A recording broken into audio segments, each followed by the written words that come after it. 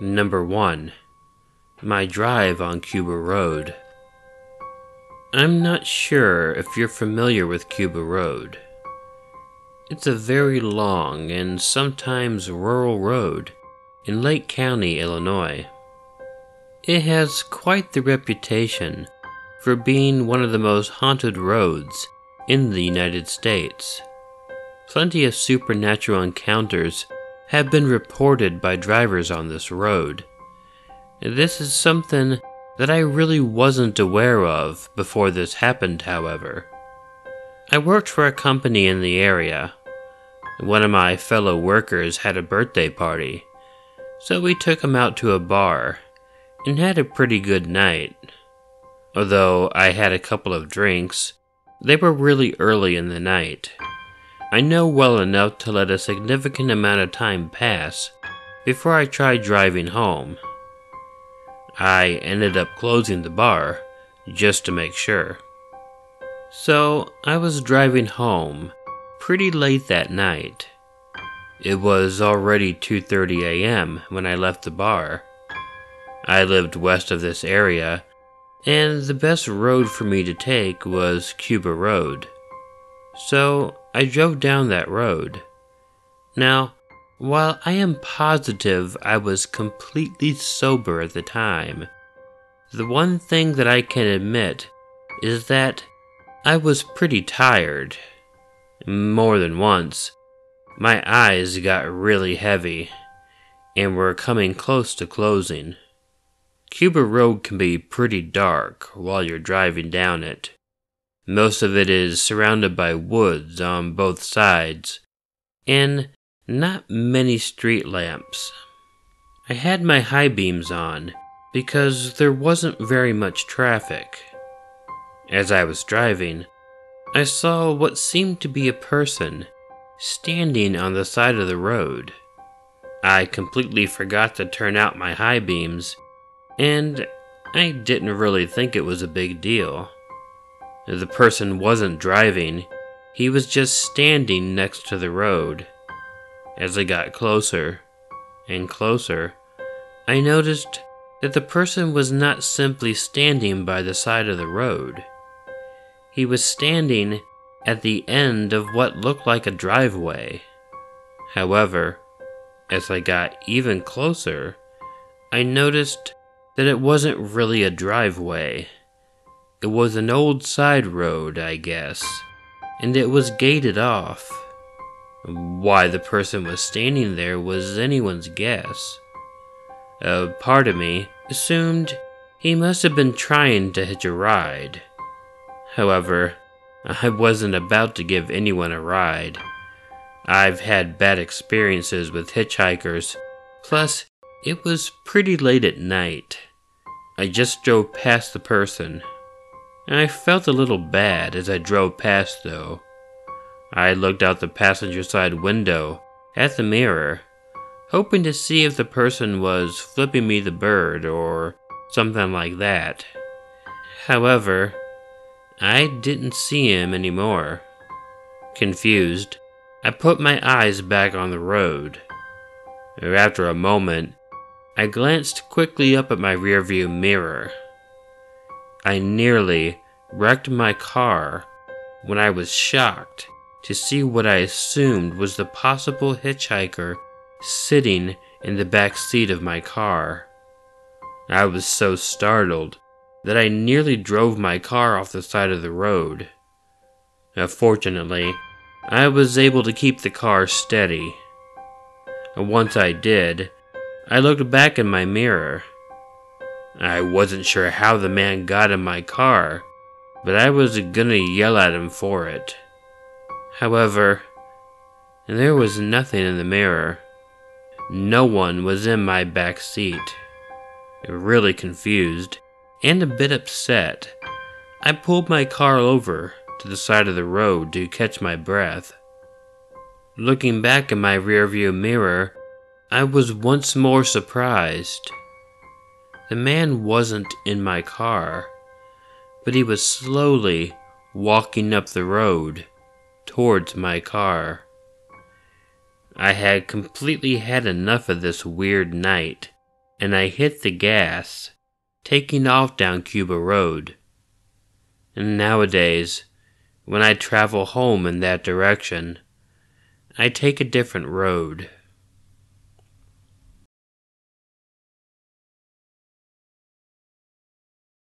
Number 2. The Girl in the Closet. My son came running into my room in the middle of the night. He was shaking my arm and trying to wake me. When I did, I was groggy, and it was hard to understand him. However, he seemed very alarmed, and that is what woke me. His name is Aaron, and he told me that there was a girl in his closet with a knife. The sheer shock of hearing such a thing got to me, and I bolted out of bed.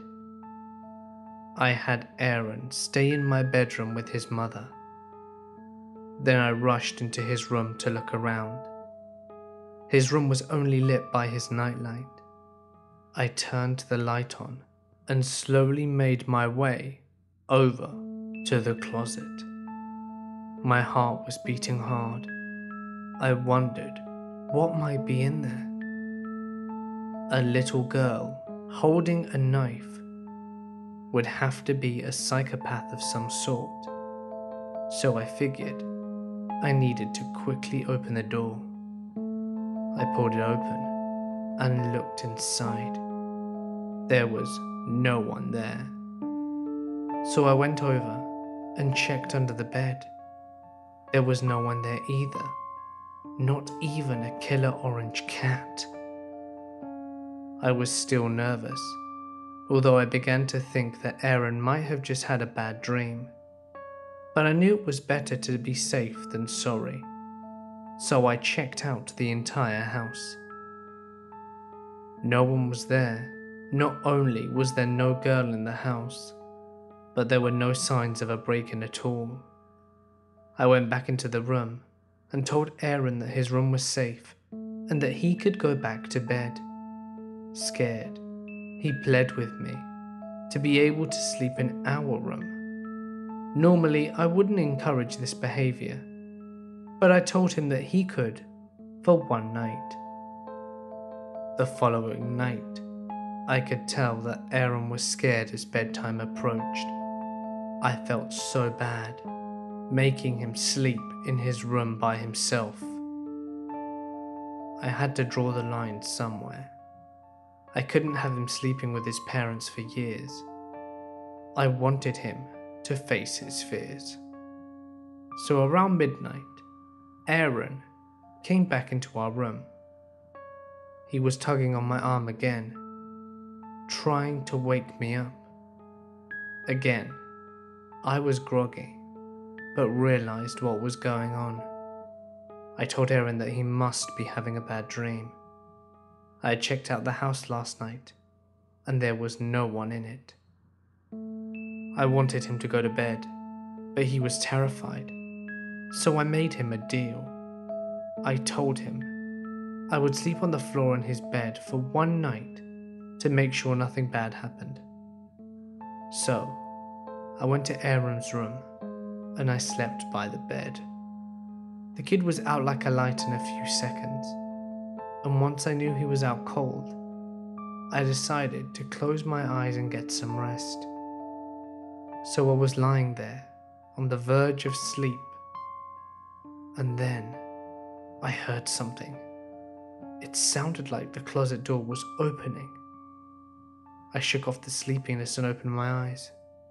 The closet door was slightly open. Standing in the open spot was a girl of around 12 years old.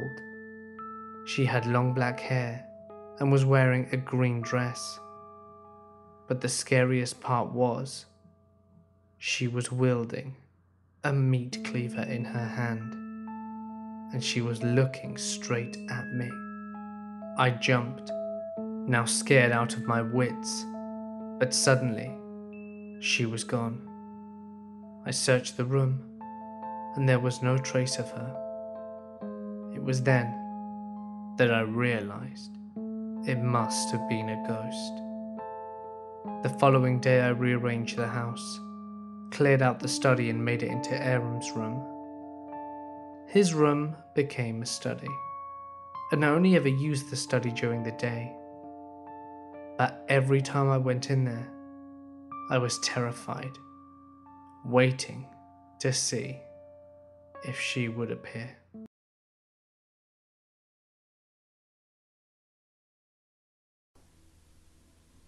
Number 3.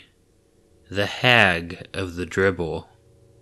This is a recent story about an old Welsh legend. Yes, I am from Wales.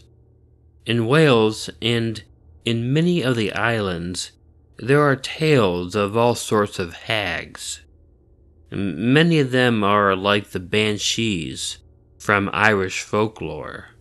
But here in Wales, one of the ones that I have heard the most about is called the Hag of the Dibble.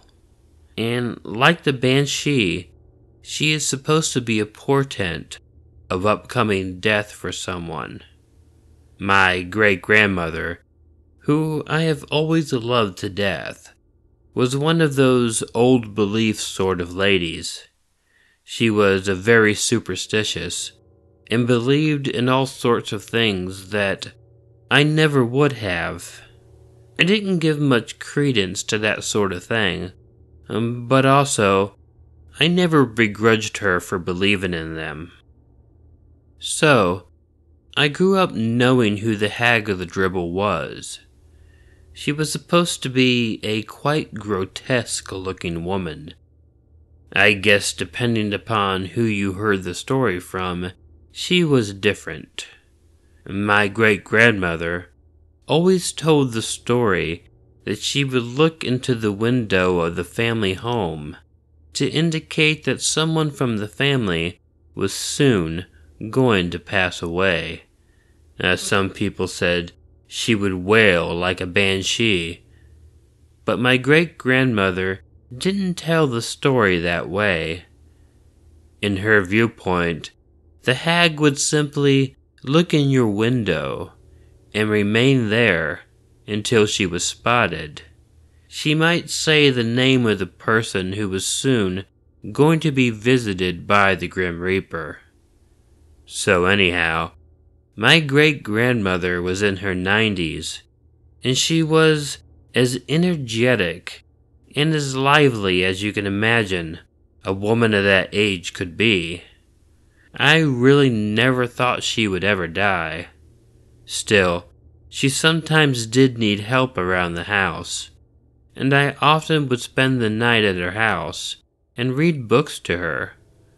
On this particular night, I can't even remember the book that I read to her, but not long after I read it, she was ready to go to bed. I helped her get into bed and under her quilts. Then I went into the living room and read my own book by the fire.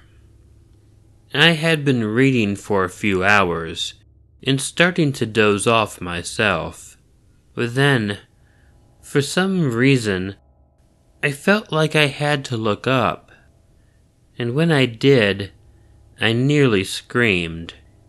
In the study window, looking directly at me, was the most hideous thing I had ever seen in my entire life. An old woman, so ancient-looking that she even looked much older than my grandmother, was looking in the window, and she was looking directly at me. She was grotesque. When she saw me, she smiled, the most toothless smile I had ever seen in my entire life. There was not a single tooth in the entire smile. I asked the woman who she was and what she wanted, but she didn't answer. She just continued looking at me. It was unnerving. Finally, I asked her to go away, and she didn't do that either. I figured I needed to go outside and confront the strange woman. So I went outside, and there was no one there. I looked all around the house, and I could find absolutely nothing. Honestly, I didn't even think for a moment that this woman might have been the hag of the Dibble.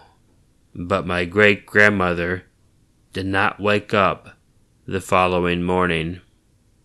Still, not sure what to think about it, other than it was a really unpleasant experience, and I have taken my late great-grandmother's superstitions a little more seriously.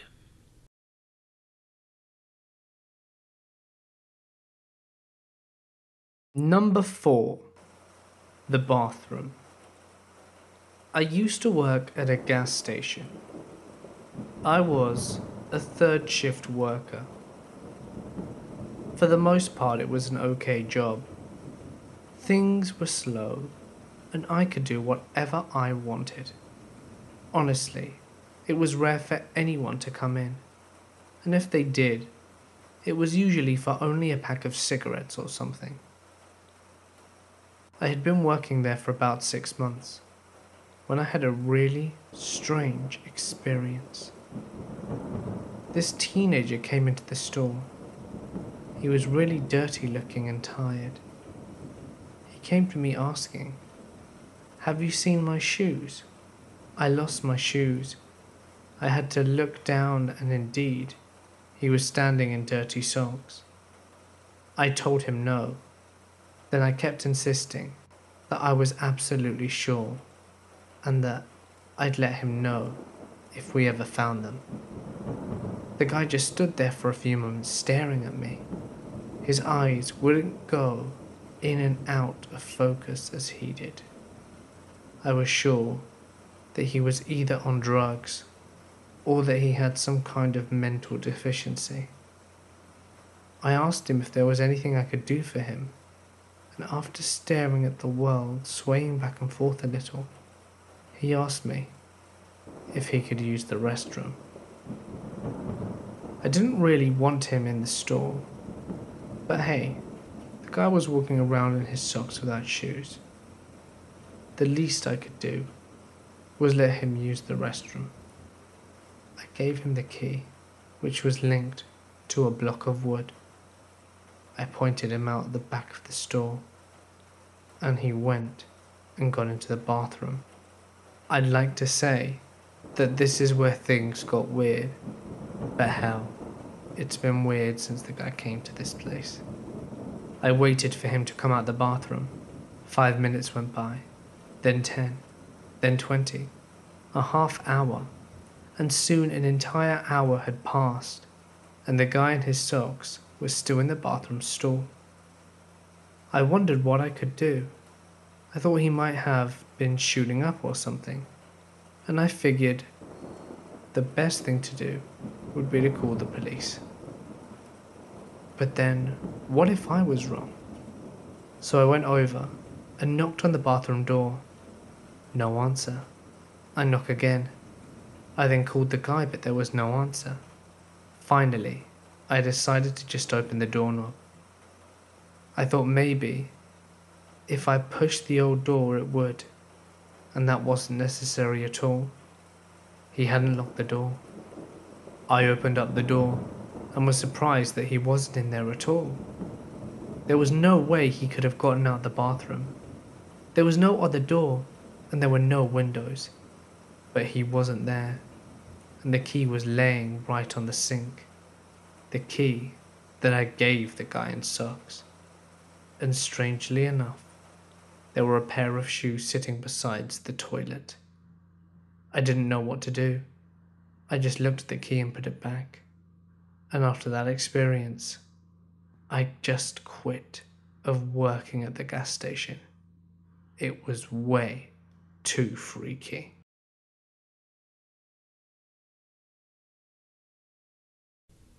Number 5. Asleep. This isn't really a long story, but it was amazingly frightening when it happened. I was a teenager when it happened. Around this time period, my little brother had begun talking about his imaginary friend. You know, it's easy for a child who has an imaginary friend to try and get away with things. He can do things that normally would get anyone else in trouble, and then try to blame it on someone who didn't exist. He didn't refer to Bobby as an imaginary friend, of course, since kids don't really do that. Bobby was the man who talks to me outside my bedroom window. After an initial panic that perhaps someone was actually doing such a thing to my brother, we quickly realized that it was all in his mind. My brother's imaginary friend was named Bobby, and although Bobby's existence was a little cute at first, it soon became nothing but a massive pain in the ass. At first, it was just simple things, such as Bobby was the one who got into the cookie jar without permission. You know, nothing major. However, it soon developed into much more annoying things. My brother would skip doing his chores, and of course, when asked about it, he would blame Bobby. Bobby told him not to do it. For me, the crap hit the fan though, when let's just say my herbal medicine disappeared someday. At first, I was really freaked out, thinking that my parents had found my stash. However, by the very fact that they didn't chew me out or beat me with a belt, it led me to believe that this wasn't what happened. So I went and talked to my brother and asked him what he did with it. He told me that Bobby had told him that smoking weed was bad, and that he took my weed and flushed it down the toilet. Now, of course, I was pissed, like you couldn't believe, unless you've had this happen to you. It wasn't a lot of weed, only about $20 worth. But hell, as a teenager, $20 was a lot of weed. And I was caught between a rock and a hard place. I couldn't tell on my brother for doing it, because then I'd get chewed out for even having it. So, all I could really do, and yes, I feel incredibly bad for this, was yell at my little brother and told him that Bobby wasn't real, and that if he ever went through my things again, I'd kick his little ass. Now, of course, I felt bad about talking to my little brother like this, so I did apologize to him later. I was 15. He was 7. I was supposed to be a decent role model, and I was supposed to treat my brother well. So, I apologized, and he forgave me, and gave me a big hug. I decided to just tell him I believed in Bobby, and that I shouldn't get mad at him for something Bobby did. All was well. Later that night, I was sleeping. I woke up at about 3 a.m. and looked at my clock. I had to get up and go pee. As I sat up in bed, I glanced out the window next to my bed. There was what looked like a 10-year-old boy looking in my window. He frowned at me. He was holding a switchblade in his hand. Plus, He had enormous bloody wounds on his face and neck.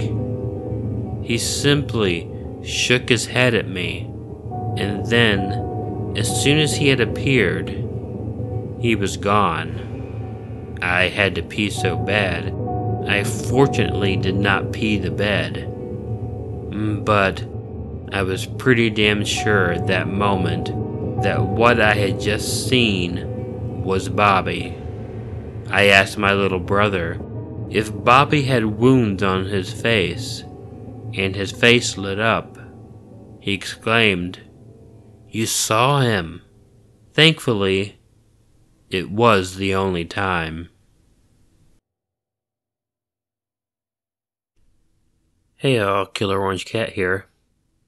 First, my thanks go out to Mortis Media for taking part in this collaboration, which was his idea.